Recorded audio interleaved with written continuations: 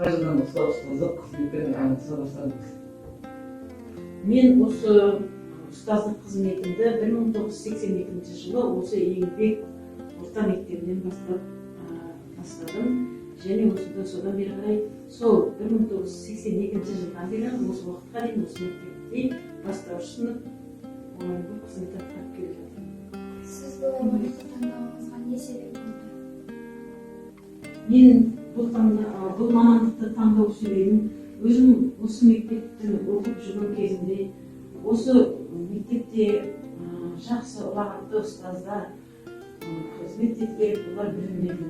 Сол оқушы кезінде сол ұстаздарға еліктеп, ешкім осы мамандықпен балаларды осы апайда сияқты мамандықты оқытсам екен деген білім беріп, жас ұрпақты тәрбиелесем екен деген қызығушылығым болды.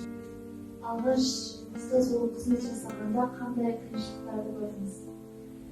Әрине, жас маман болып мектепке келгеннен кейін әрбір жас маманның қиындығы да болады, қиыншылықтары да болады, қызығы да болады.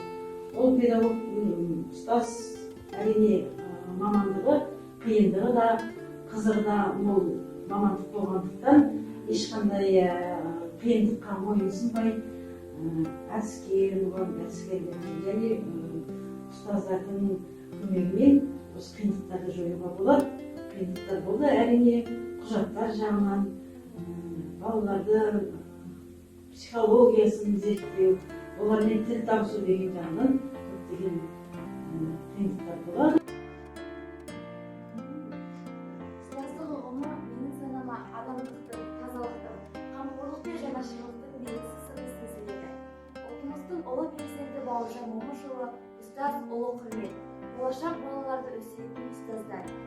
Болашақтың басшысында, ғалымында, данасында, еңбекқор егіншісінде, кеншісінде ұстаз өсіреді. Менің мектебім, гүл аштым сенде көктедім, әрине сенің өлесің, болса егер менің жеткенім, әрине сенің өлесің, болса егер менің жеткенім. Ізгілік нәрін сепкені, мейірімеді төккені, шәкірттеріңе қашанда өзің дейсің сен мекенім. Мектебім менің мектебім, бұрылмай саған кетпедім, аман боп сен де гүлдей бер, тұрғанда аман көкте күн, аман боп сен де гүлдей бер, тұрғанда аман көкте күн.